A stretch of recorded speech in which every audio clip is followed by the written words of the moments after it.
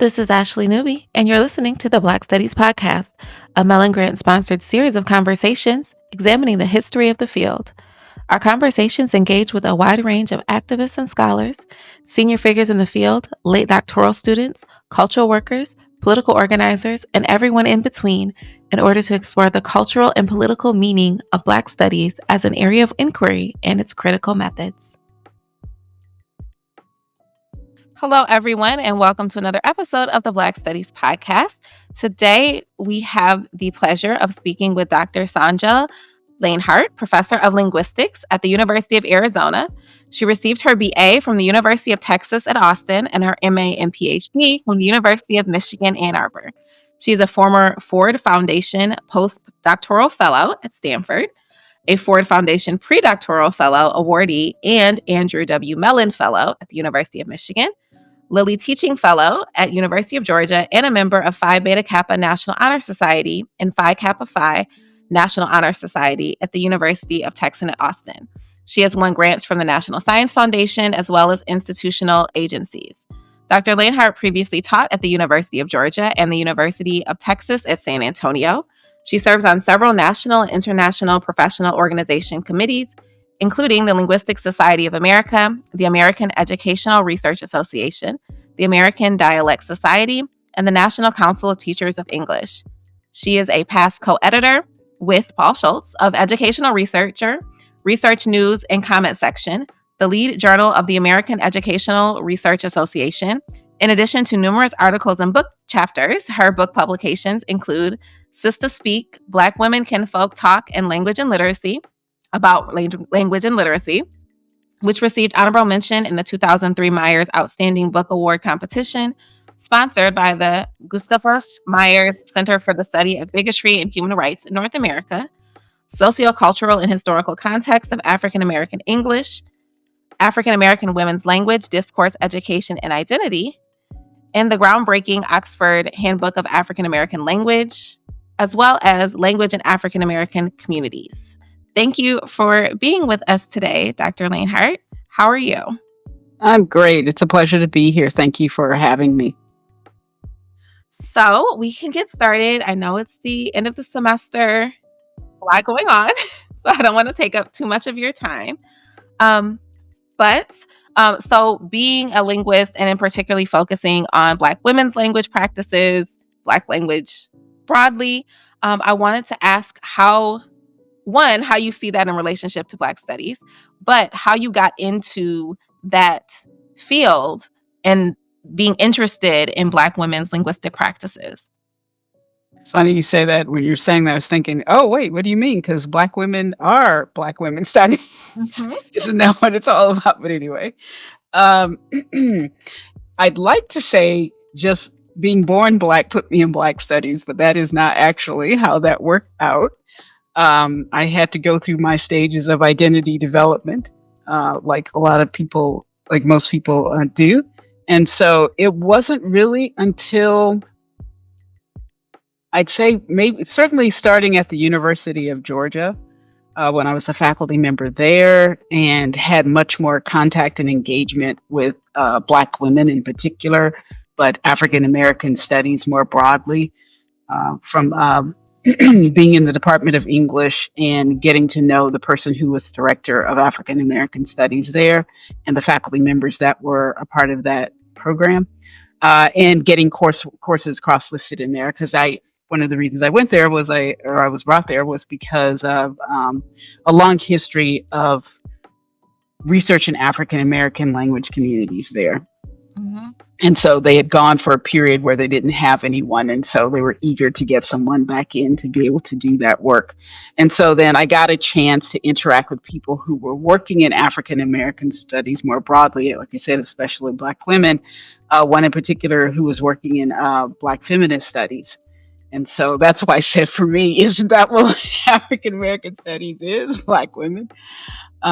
So from there, at least in terms of the field proper, but in terms of how the linguistics connects to that, that does go back to, I've always had an interest in language and was always doing sort of this autoethnography on myself and within my language communities because I grew up in a space where, of course, I was surrounded by Black people on the one hand in my families and going back and forth between Texas and Louisiana because my parents both were from Louisiana. They were part of that migration of Black folks. So all their friends when they were growing up and when I was younger were all from Louisiana.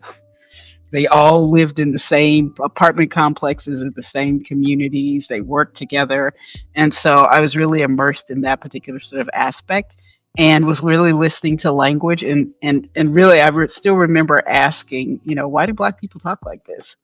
Because my mom would also put me into spaces where I had connections with or I'd interact with white people. She got me into a program where I was bused to a school in elementary into the city that was a predominantly white school. It was during the height of busing at that time, and so I was, looking at these interactions and sort of observing these interactions. So I've always been a student of language and a student of people, and especially that intersection for me between language and uses of identity in communities. And so, while when I started on the side of why do Black people talk like this as an accusatory thing, Mhm. right?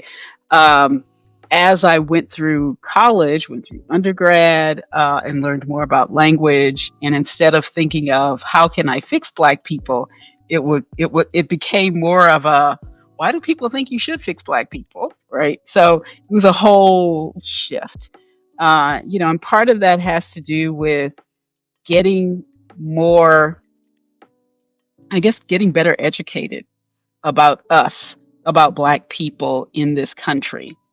And what I find so important about that and reflecting on it is all of this push that we've been having of late against wanting to have Black studies in schools, or I mean, I work at the University of Arizona, which is in Tucson, and so several years ago there was the whole thing of trying to get Mexican American studies and African American studies out of the schools there.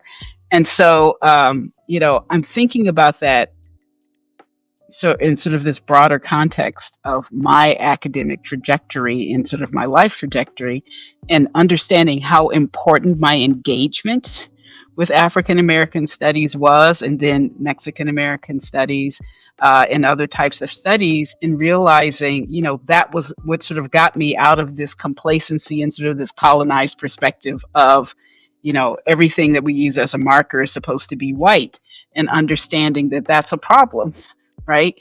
But you don't get to that if you don't understand it within a historical context. And that's why it's so important. And I developed that, right, through about learning about these things, reading about them, studying them, doing them, right, practicing these things.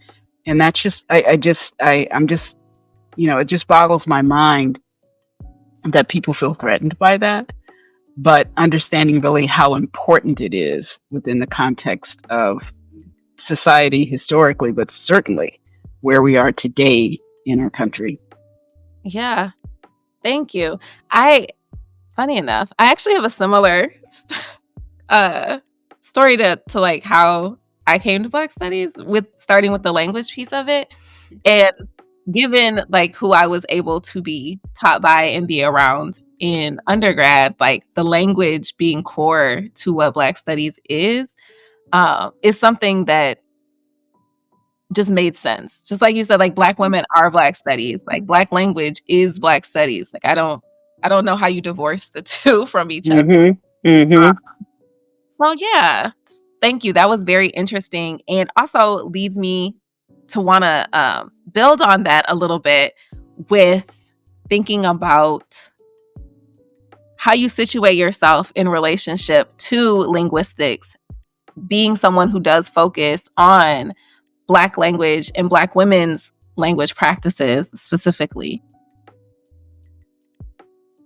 Well, interestingly enough, what I'd been working on earlier today was a paper that's going to be in a book on Black women's language, on Black women talking, I think is the don't quote, I shouldn't quote myself on that because I can't remember if that's the title or not. But my paper is about African American women's and femme language and the dearth of research in that area, Mhm. and sort of looking at that history because I feel like at the same time I've developed a very much more Black centered identity um, over the course of my life and getting to that particular identity development stage. I think there are similar things that correspond then to being a Black woman, being a Black mother, right? Being cisgender, heterosexual, right?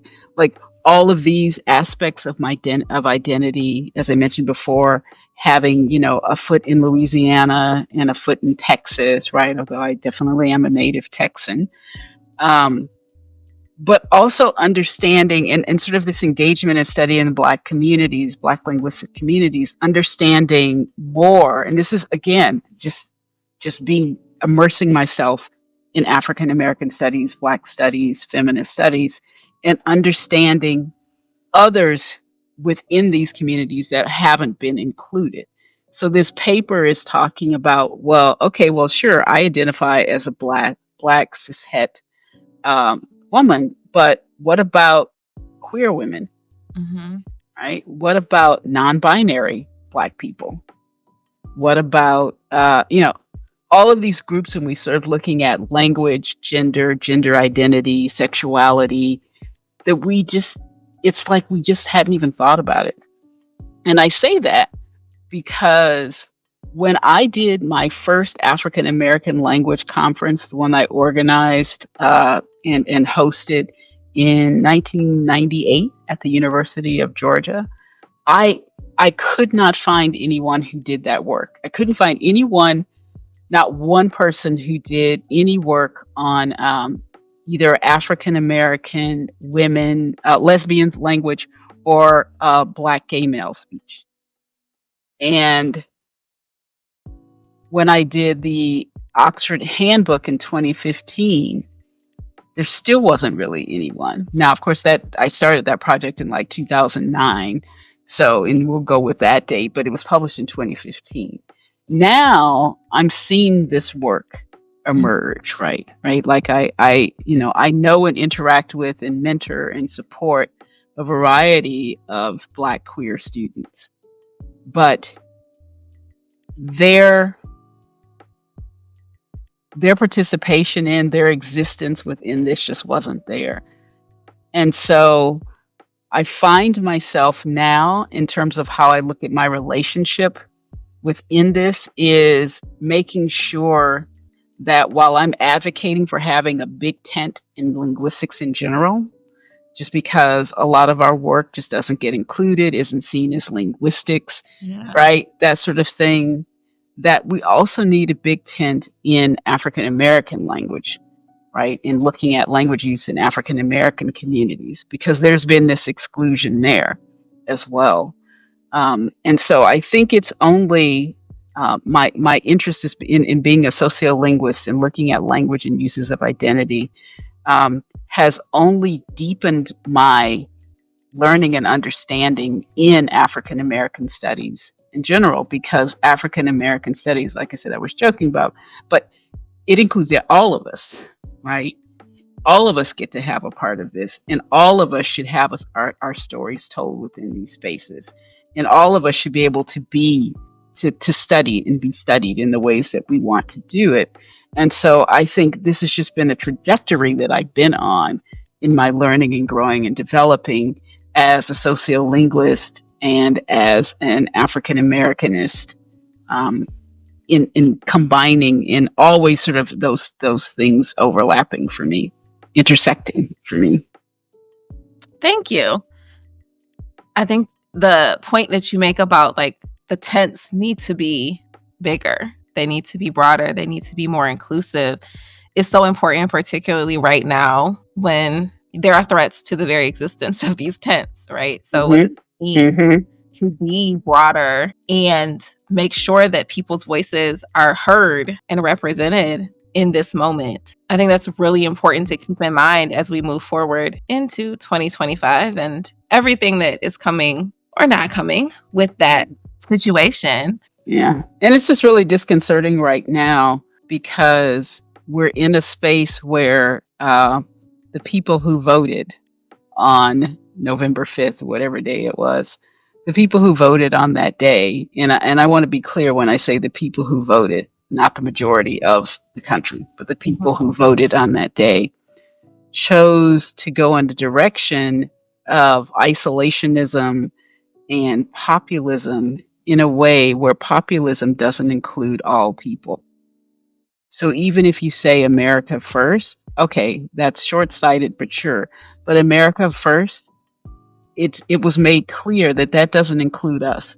That Yeah. doesn't include Black folks. That doesn't include queer folks. That doesn't include immigrants. That doesn't include. There's so many people that it doesn't include, and not just not including, but not honoring and respecting. So we saw that with not honoring and respecting women's bodies, not honoring and respecting people who are differently abled, not honoring and expecting people who speak a language or a variety different from you. Like all of that got represented, and it is at a direct conflict with the very work that I do and what I advocate for. So it's disconcerting to see that, but I think it just means I don't think it means abandoning the work. I just see it as me doubling down on it. Yeah, I mean, I think that question of or that the what now, right? And what do we as individuals and collectively do to move forward given the results of the people who voted that day and the shrinking idea of what maybe not shrinking, but the idea that America only includes certain identities. Well, the myth of America Yes, yeah, only includes the reality of America is not that. yeah, yeah. So, one of the things that I think is important in that conversation, and one of the things that I personally am very interested in, is like what this means for our classrooms. So, what does this moment look like?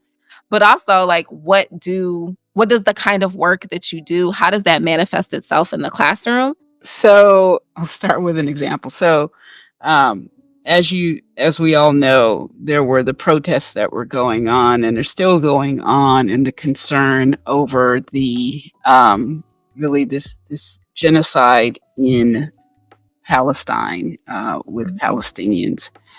And at my university last year, I think this was in the fall semester. It could have been, I can't remember which semester, if it was when the war started or if it was that following semester.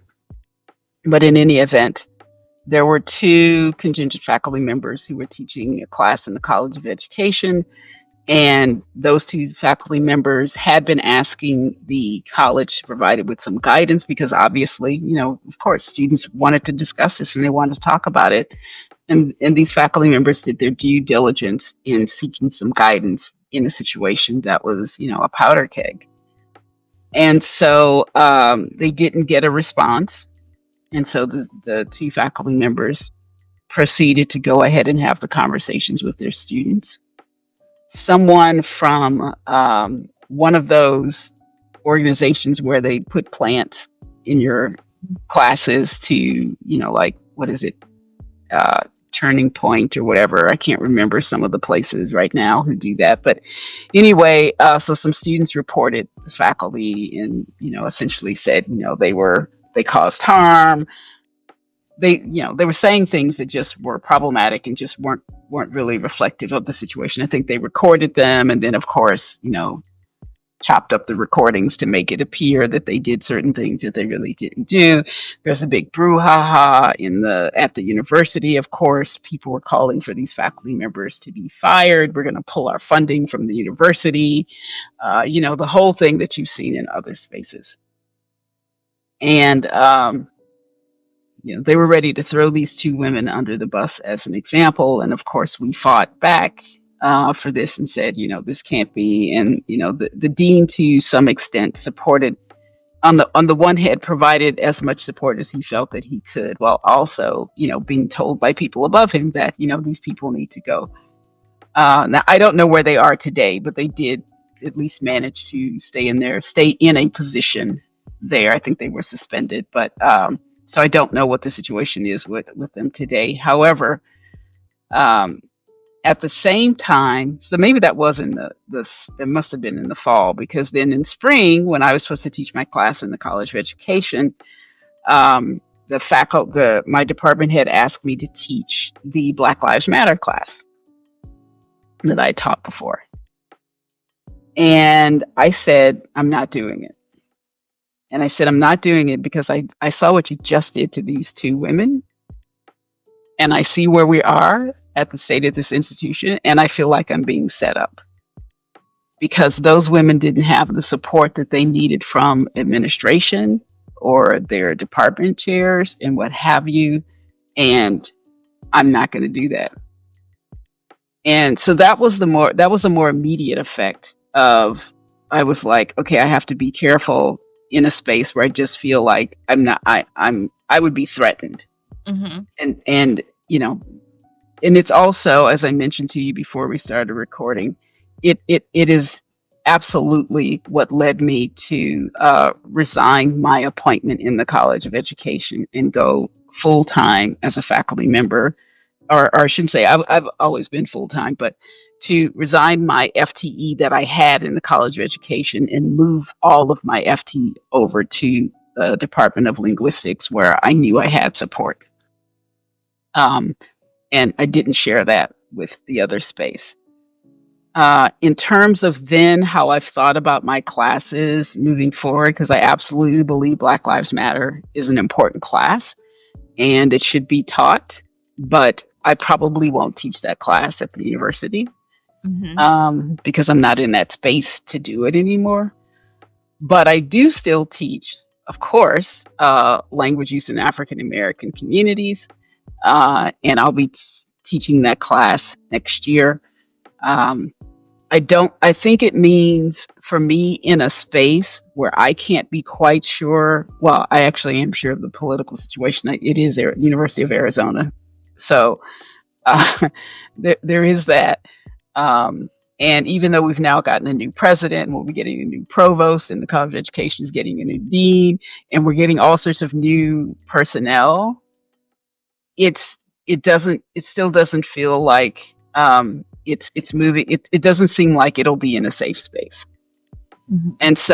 And also I think what that showed me is that I think before that experience, certainly when I taught Black Lives Matter before that happened, I felt quite comfortable in my classes because we talk about contentious things.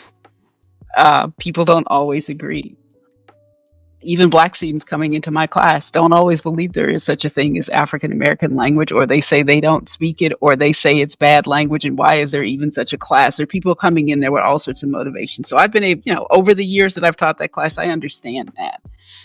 But I think it's a difference now with these very, ultra right-wing conservative attacks, where you have students that don't have good intentions in being in that spaces, where you could be recorded at any moment, and that representation can be chopped up in multiple ways to make it appear that you said something that you didn't say, or imply something that you never meant, in order to do a gotcha sort of thing. And knowing that your institution, in all likelihood, will not support you. I'm seeing it with a colleague of mine who I've known for many years, Michelle DeGraff at MIT, who has been a full professor there. And, I recently received an email from him saying that he's now listed as, it doesn't say that he's a full professor there because of his involvement. He is a Haitian American or Haitian immigrant. I guess he was born in Haiti. I don't know what his citizenship is, but he's Haitian, and he was teaching the class. He's been very much involved in teaching on colonization of Haiti and the impact on language, and just sort of all of these atrocities around the world, but certainly starting with Haiti and issues around colonialism. And so he was teaching a class on that topic that also included what's going on right now in Palestine. And if MIT has resources. MIT is in Massachusetts, one of the most liberal states in the country. If MIT is throwing him under the bus, yeah, I think about my teaching in my classes and what I'm going to teach and what I'm going to do, because there is an agenda. There is an attack. We don't want to hear this. We don't want to, it's like a little kid putting their fingers in their ears saying, I don't want to hear this. I don't want to hear this. And it's, so you don't want to hear reality. You don't want to know history. You don't want to know truth. And it's not that there haven't always been students who, pushed back on those things. I still remember being at the University of Georgia, and one of my friends who was hired at the same time that I was, who was teaching this class on, I think it was on multiculturalism, and he said the students kept complaining about, why do we have to learn about all this history? It's like, excuse me. So it's not that you haven't had pushback, but these are attacks. Yeah. And I think that is a big difference in terms of what we're seeing, and we're seeing it in even with the protests, right? It used to be that protest was considered a nonviolent form of speech, Yeah. and now it is seen as an assault of some sort that has to be punished. And so, which is interesting because that happened in a very short period of time. When I first got to the University of Arizona, I think like in my first week there, I was marching in a Black Lives Matter march. And nobody was getting tossed and nobody was like getting thrown in jail or whatever. We were peacefully marching through the campus and the streets at the university. I was like, whoa, this is my place. People cannot be out here protesting. And because I hadn't seen protests when I was at UT San Antonio, I was like, this is my place. I'm going to love it here. These people are out here. They are supporting. And it is. It has a great community of people. But now we're in a space just, 4 years after that, where this is where we're at. And so, when I teach my African, if you look at my book, my book, Language in African American Communities, that I published in 2023 with the Linguistic Society of America in their partnership with Routledge as part of their series, it does not hold back. And that is the book that I will be using when I teach this course. So I'm not going to shy away from what I believe, but I will be very cognizant of the space that I'm in.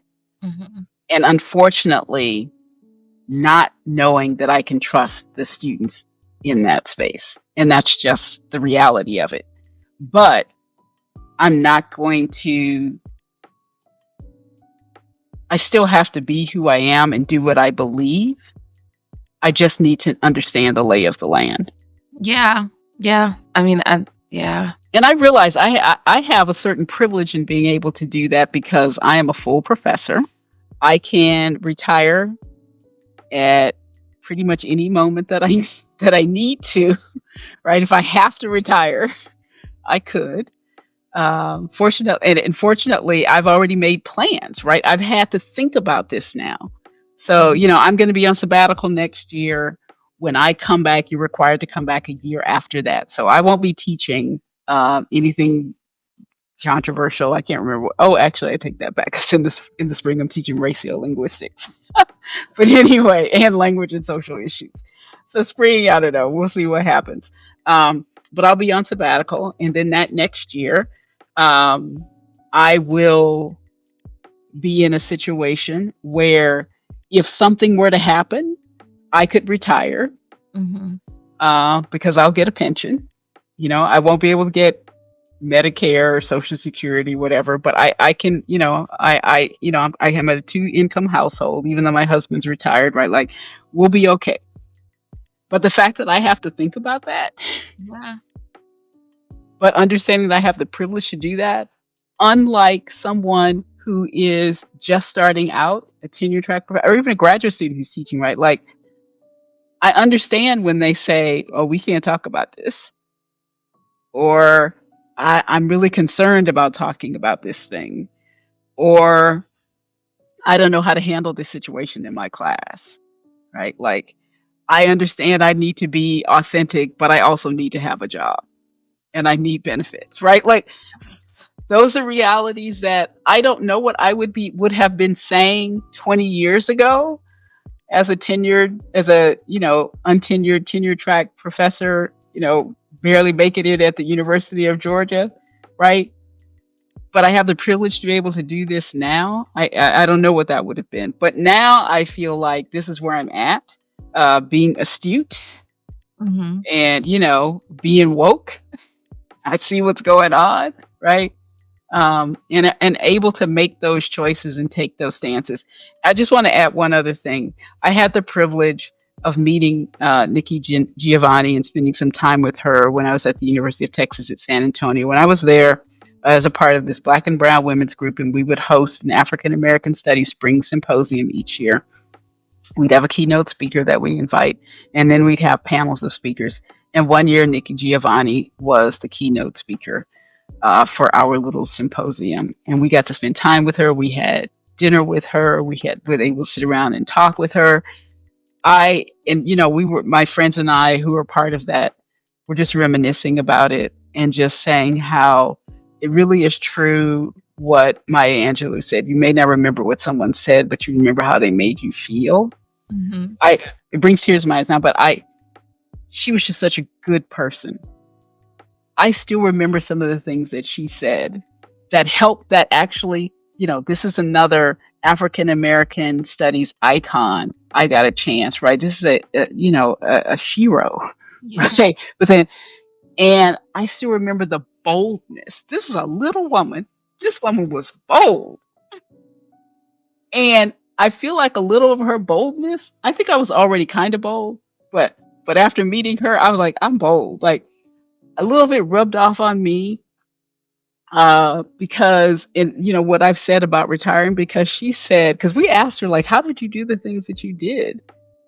You lost your job, you left job. She was like, because I always knew, like, if I had to, there's a corner on every street, and she was just like, but the point was, like, I'll make it through there.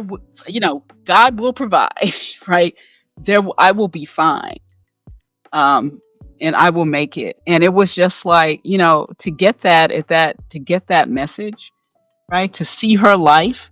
Derek Bell, got a chance to meet Derek Bell at American Educational Research Association. He was the keynote speaker for the Black Education group. Mm-hmm. And, again, same sort of thing. How did you do that? How do you stand up for something knowing you lose your job? And and in the end, it's like, that's just, you are a part of a community, and when you do bold and bold, courageous things for the right reasons, because it's the right thing to do, when you stand up for people because it's the right thing to do, even when you get persecuted, it'll be okay. You'll be okay. And look who Derek Bell became. Look who Nia Giovanni. Like, it's like they, it wasn't for not doing it, right? It was for doing the hard work. Yeah. And so, that just encourages me. Now, I wish I can't say I wish I'd met them at some other, I met them at the time that I needed to meet them. Mm-hmm. But I'm also glad for the people who met them at other stages in their career, who are now can do that work and do those hard things and know that I am following the footsteps of giants. Yeah. I think that's an important reminder that, like, the hard work has been done before. And if that's just because it's hard or scary, like, there is a necessity for boldness, and there is a necessity to do the hard thing. And I think, like you said, like, it's it's a lot. Mhm. And you don't necessarily know. And I think that like as contingent faculty, it is really scary and Mhm. thinking about like what that means. But being conscious of what the landscape is and having as much preparation as you can for all that the landscape can bring, I think is an important thing to keep in mind because we don't necessarily know what's going to happen. I'm more afraid of not doing the work Mhm. and seeing how what the implications of that are than doing the work Yeah. and having those repercussions. And for me, part of it, I am a person of faith, and so I believe God has a purpose and a plan for all of us. And I also believe that when he says that all things work together for my good, it doesn't mean that it'll be easy. Yeah. And it doesn't mean it doesn't mean I can't lose my job. It doesn't mean that but it does mean that ultimately I will be fine.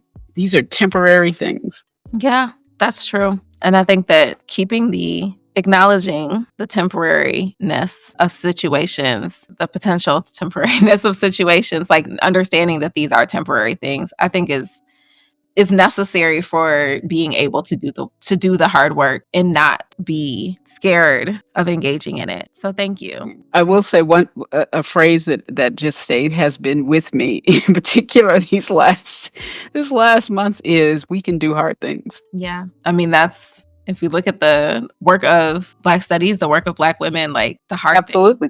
that's what it is. It's doing the hard Absolutely. things.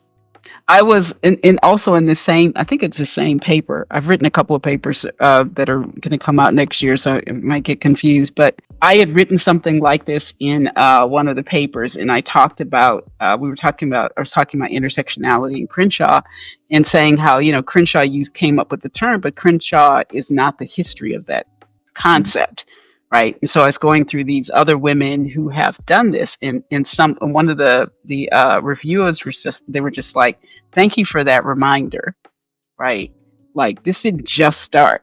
We Yeah. have a whole history of Black women who, stood up and did the right thing. They stood up and spoke out, spoke truth to power, regardless of what might come, right? And they're pantheons. They're in the pantheon of this hall of women that we can look to for encouragement, for strength, for wisdom, for whatever it is that we need, because it didn't just start today. This started way back, right? And so and that's what African American Studies provides for us. That's why it's so important that people be able to access it. That whole thing in Florida, we don't want people to, if you teach, we're not even going to let you teach the AP exam for African American Studies, because that whole thing of same thing that happened in Tucson with, if we don't let you, you learning that is making you too militant. You learning that is making you woke, right? You learning that is causing you to be anti-American. It's like me learning that is understanding who I am as an American. It makes me understand who America is, Right. right? So it is making me more American. It is making me more of all those things that you're saying I'm not. And it's not just Black people. Not just Black people need African American studies. Not just Mexican American people need Mexican American studies. We all need all the studies, Yep. because if we don't understand that all those things make up the history of this country, then we are the lesser for it. Yeah. Thank you for that. That is important reminders. And also, like you said, it speaks to why there are so many efforts to discredit and silence those histories. The strategies, the strength, the wisdom is there. And it allows you to see yourself in America. It makes you more American. It makes you understand the whole history and not the mythical history that is put into this nice little box that this is what America is, this is who Americans are, and this is the only thing that it is, when the history of this country is messy and varied and includes all of us. Yes. Yeah. That's why my dad used to always say, when you're involved with people, you're involved with problems. And I would say that within linguistics, I said because I study sociolinguistics, language in social context, right? It's messy Yeah. and you have to deal with the messiness. That's part of the richness of it, that it is messy. Yeah. Thank you. Those are all important reminders, and embracing the messiness is something that is definitely going to be important as we move forward because the messiness is not going anywhere. Yep. So I don't want to take up too much more of your time. I'm going to ask just a couple more questions. Um, one, what interests you most about the past of Black studies in critical and in exciting senses? I think I've touched on some of that. Obviously, the Black women using that, understanding that history, and actually going back to the conversation earlier about the work on the queer language, because it made me think of people like, Pauli Murray, who struggled with being queer, Mhm. being a queer Black woman, and that struggle that we often see within Black communities. There's an article. The article is a quote from one of the participants. I was reading this within the last couple of months, and I don't think it was in the U.S., but it doesn't really matter. But it was essentially like, how can wait a second, you're Black, right? So wait, how can you be gay? It's the title is something like that. How can you be Black and gay, right?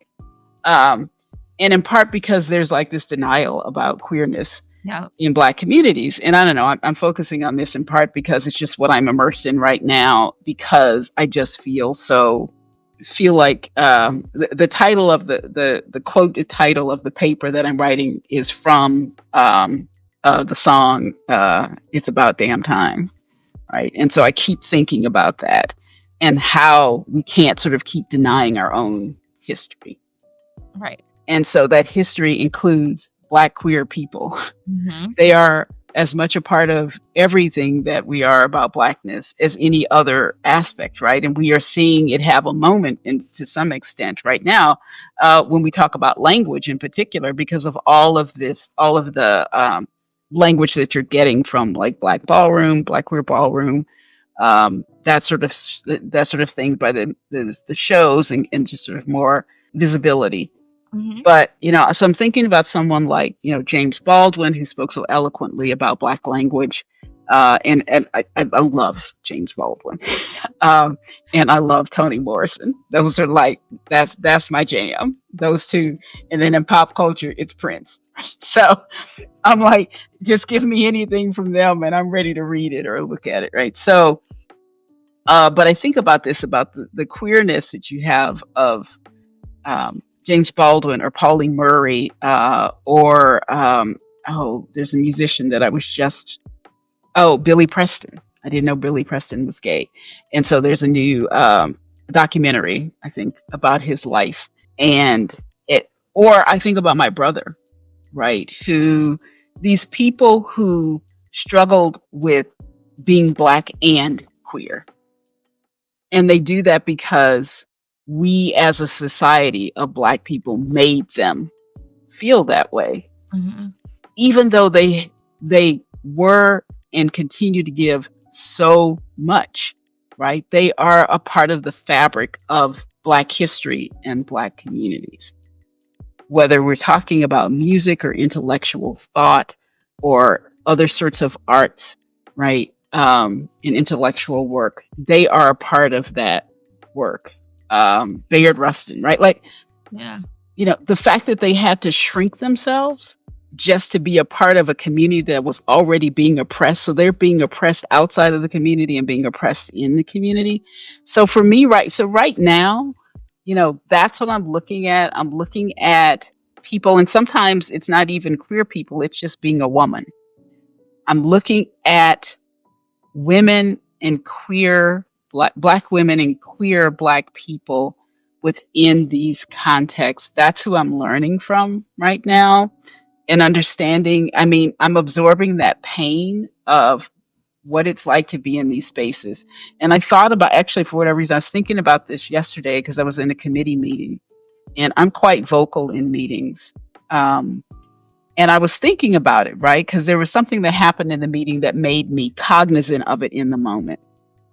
And so after the meeting, I was just, silently reflecting on it and thinking, I'm not going to stop doing that because I'm reminded of all the times that I felt like I had to make myself small in spaces because I am a Black woman, because I'm Black and woman, and what that meant in spaces.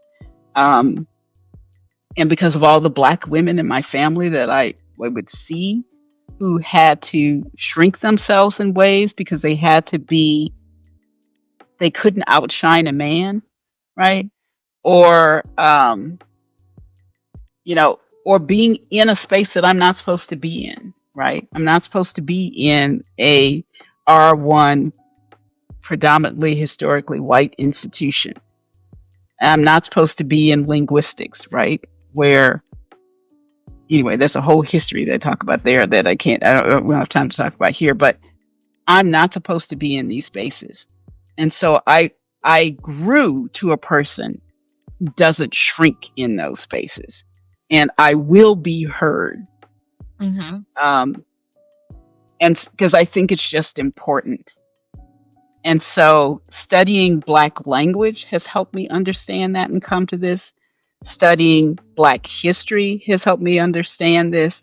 And focusing and looking at Black women and other marginalized groups within Black community as a subset of a larger community where we're already sort of Mm-hmm. marginalized has brought me to a space within looking at even language, right? Or the people who I now understand are part of that broader community. And I've only gotten here through Black studies, and I've only gotten here through continuing to investigate and push boundaries in Black language. And it didn't come from shrinking myself and being and feeling like I have to be shy and can't say anything. And so for me, it part of that is by example, by the examples that I saw and by the examples that I read about and by looking at these life stories of people who struggled in these ways, thinking about Black women in politics and in history who had all of these things to say, and just thinking about the civil rights movement and really understanding that Black women were the backbone of that movement. But we act like we don't know that. Mm-hmm. And I'm like, Black women did all the work. Yes. Black women made Martin Luther King. Yes. Black women were, I'm just like, so anyway, it's that. Mm-hmm. It's that that just compels me, and it excites me, and it makes me just want to continue to do this work and to continue to learn and to study and to grow, and to bring in linguistics in ways that we hadn't thought about before, hadn't done before. I still remember, I think it's been 10 years now, Walt Wolfram, who's a really well-known sociolinguist white guy who I highly respect and love. He's one of those people that makes me remember to give people their flowers while they're living. That man didn't know me from Adam, and I was working on my dissertation. Well, he might. I don't know. I don't think he really knew me. He may have seen me at functions because I had a dissertation chair who was excellent. Right, he was an excellent mentor. I went to conferences. He made sure I met everybody. I like, you got to meet this person. You got to come to dinner with me and do this, right? White guy who he did his job.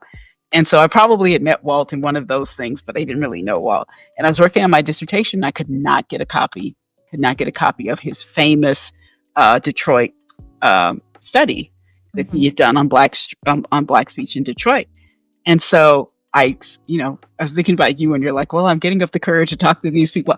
Got up the courage. I emailed him. I was like, I can't find a copy of your book. Do you know any way I can get it? Next thing I knew, that copy was in the mail. It was at my door. And I was like, wow, people do that? He has been the epitome of kindness. he is, I like, he's one of those people that like, this is who I want to be that kind of mentor. I want to mentor everybody, right? Like Mhm. if you have a need, I want to be able. So,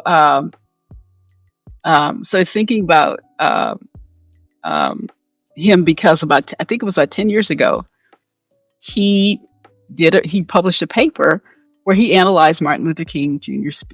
Speeches, and he said, I still remember he was like, I don't know why anyone hadn't done this before, right? Like no one had done this in linguistics. We don't have any sociolinguistic analysis of Martin Luther King Jr. speeches. Not that I mean, yes, I'm speaking specifically about sociolinguistics, and that started me on a whole thing of which is reflected not just in this paper in the way that I've been talking to you about it about African American women in STEM speech, but just in general of, well, what else aren't we doing? Like, who else aren't we? What's that obvious stuff, right? That we just aren't doing. So I think about this and come up with all of these things. Now I can't do all of these things, but I do tell other people, you know, maybe you should consider looking at X because that just hasn't been done. And why hasn't it been done?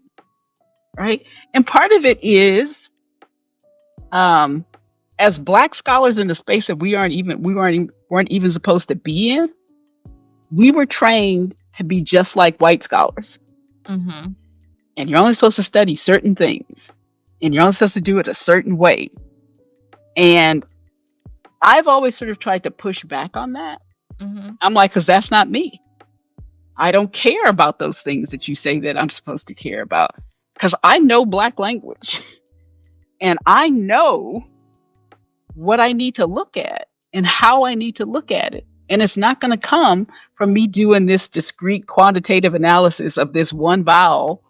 Not that there's anything wrong with that for the people who want to do that. But that's not how I see language. It's not how I feel language and engage with it.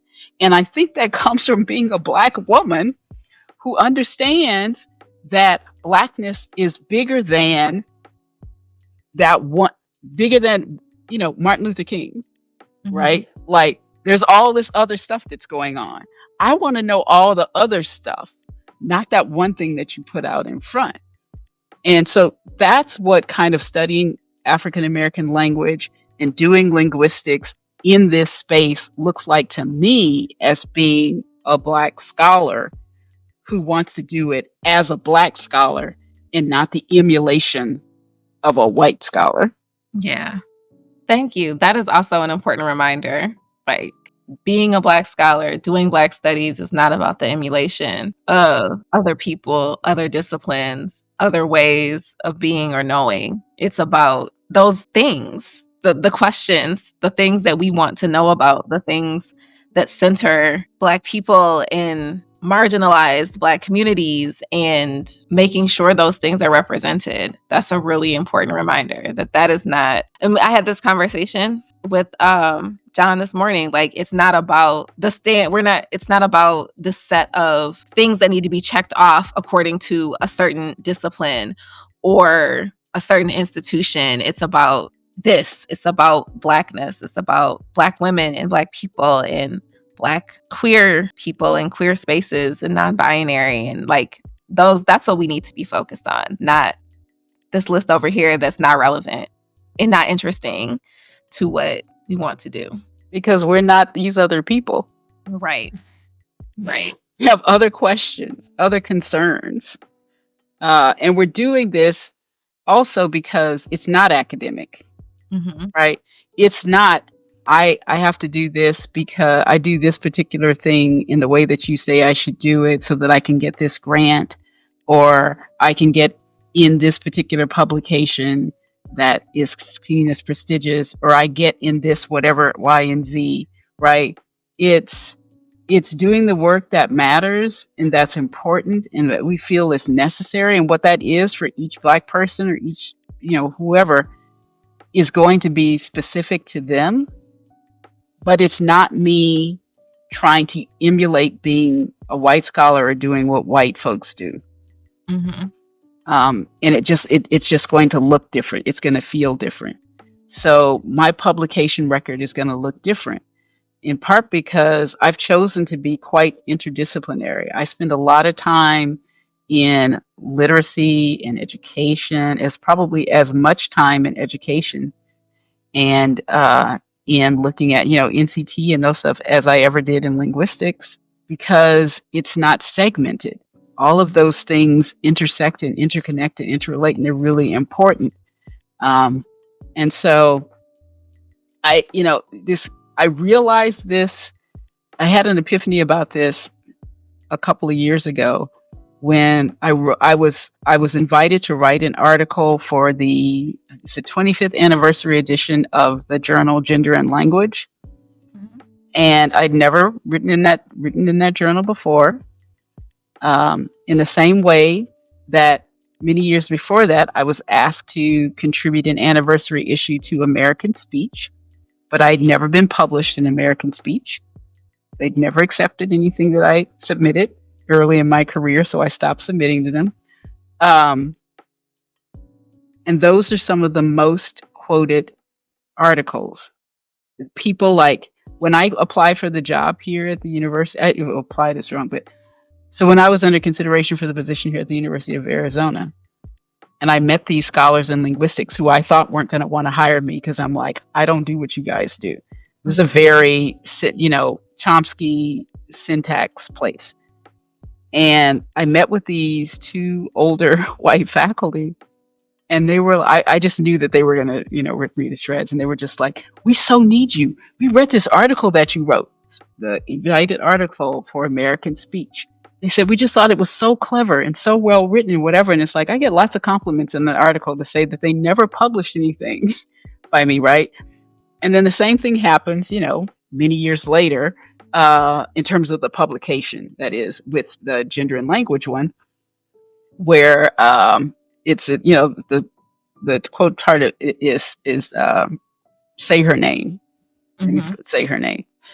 And in that was published in 2021, I think. I have gotten more references on that article in the short 3 years that it's been out than any other thing that I published comparably in that time period, because it appeared in the place, Mhm. right? American Speech is a place you're supposed to write for, or gender and language is the place you're supposed to write for. But these people, when I was starting my career, they didn't want my work, so I went elsewhere.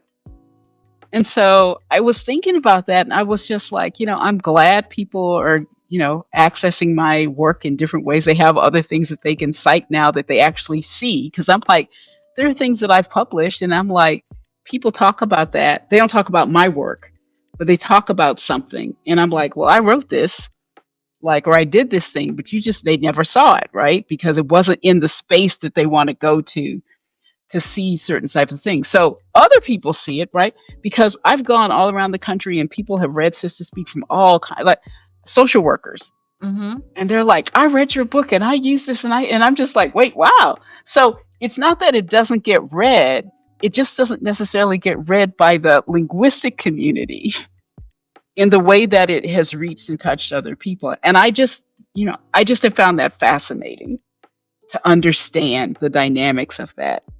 And I'm just like, you know what? I'm okay. Right? I get invited to do a lot of stuff. I publish. I have 5 things that'll be coming out next year. So it's not that I'm not. It's I can be happy with what I've done. I've just sat back with that black woman laughter. That comes from a Marcelina Morgan article. That's my top 5, where it's that laughter of, that Toni Morrison laugh. Mhm. When what's his name, the disgraced journalist, now I'm blanking on his name, Charles whatever. I think his name Charlie something. Charlie Uh, Rose. yeah, the one who did that famous interview with her where the meme came out where she's got that look. It's one of those, like that look laughed thing of, oh yeah, okay, that's all right. That's all right. Okay, I got you. Right, like it's that. Mhm. Okay, now I see how it is, type of thing, right? And so And I'm okay with that. It's given me something to think about. It's not going to change the way that I write and what I choose to write, but I do find that really interesting. Where I've always sort of been within the field of linguistics, I've always been I've been sort of like well known adjacent in a way. It's like, well, we know she does this linguistics work, and we know she must be publishing somewhere, right? Because I have these books, so they see me through books. But it's like, and we can invite her for a panel, but if I submitted something that's just me, blind submission, they don't accept that work. And it's just like I said, it's the laughter, Mm-hmm. mm-hmm, mm-hmm, kind of thing. But so anyway, we went off on a tangent, I know, but it's all of that is just part of this for me, this the Black woman of being in this space and what that looks like in terms of as I will continue to do my work. And I'm honored that you wanted to talk with me about Black studies. And I'm honored anytime anybody wants to talk with me about my work, knowing all of this that I've talked about here today, knowing these things, that people still can access it, and find it to be useful in some sort of way, and just allows me to continue to do the stuff that I find fascinating and necessary. Thank you. Thank you so much for your time. Thank you for agreeing to be on. I mean, like, Did I answer all your questions? I want to make sure I got you. questions, you answered my Okay. questions All right. and then some. So I really appreciate it. Like, as someone who was trained by rhetoricians, like, your work has definitely influenced. Like, I think you are all up and through my master's thesis. So it has really been an absolute pleasure to be able to talk with you and get your perspective and your wisdom and motivation for moving forward, because it has been a lot this past month. It's rough. It's rough. It's hard out there on them streets. It is. It is. It is. But the saying is, hey, you're a Dr. G person. In my email exchanges with Dr. G, what's the sign off always? Keep on keeping on. Yep. That's all we could do. Yeah. Dr. G is like these other people I'm talking. Dr. G has been a force. He's been a force. Dr. G is in my top 5, right?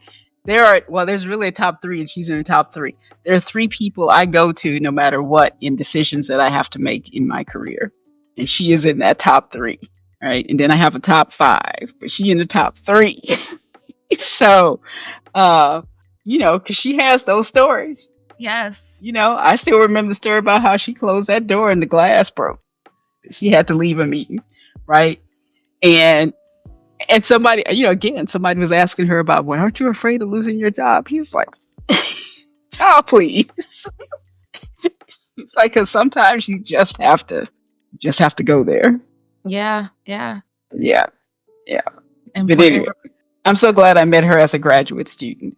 I didn't just get a chance to read her work. The same time I met her in person and live as a person and just fluent and I was the same time I met Elaine Richardson. We shared a room together at Penn State for their summer sort of this summer thing that they held there, that the Black Studies program held, and Geneva Smitherman was one of the speakers, and that's where I met them both in person. And we learned all this. We had the same advisor at the University of Michigan. We both went to the University of Michigan, had the same advisor, right? Like, that has been foundational to this day.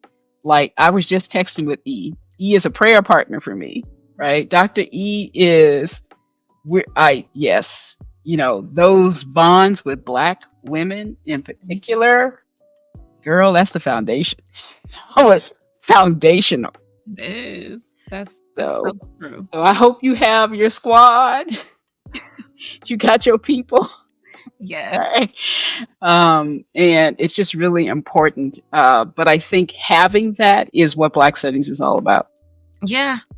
And I think that reminded me of like so many of the conversations that I've been able to have talked about that, like relationships and like who you were around when you discovered somebody or met somebody or were introduced to an idea, a concept, a class, like in the enduring nature of that, like going through these spaces and these processes together, the bond that forms, like the women I went through my PhD program with, no, that's life. Like we Yes. were life Yes. Yes. because Yes. these spaces, like you need Mhm. each other, you need your squad to get through it. And that is Mhm. true post graduation in your career and through like Absolutely. that's necessary. Absolutely. And also for me to have G as a role model, Mhm. because to this day, until my dying day, I will always remind the linguistics community when I'm in that space, y'all had Dr. G and didn't appreciate her. You didn't want to include her. Oh, you want to invite her to stuff, but you don't want her. Like, no. I'm like, I'm going to remind you every day that Dr. G is a linguist Mhm. and her work is foundational. And you better appreciate, give her flowers now. You ain't doing it, but I'm going to give them to her. And I'm going to remind you that you should be giving them to her too. That was I was done with coursework and Dr. G decided to randomly teach a class and it was like, no. I guess I'm taking other class because Yes. what I'm not gonna do is miss Yeah. out on the Yes. opportunity Show to up. that class. Show up. Yes. Yes. Yes. Absolutely. Absolutely.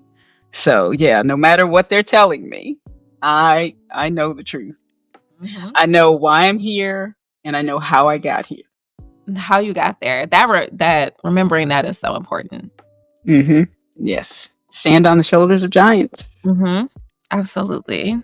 Well, thank Mhm. you so much. Thank you. It was really a pleasure talking to you. Thank you for letting us encourage each other. uh, that I got to say the words, you got to hear the words, I got to hear the words, and encourage myself and encourage you. And so it's really been a wonderful conversation. Really, thank you for doing this. Well, thank you. That encouragement is like that is helpful as I finish the semester and gear up for moving forward because it is the last month has been a lot in a lot of ways and the uncertainty of the next foreseeable future has been a lot to think about, but the reminders and the gems that you dropped today are definitely, I'm going to take those with me. So thank you so much. Thank you. It's been my pleasure.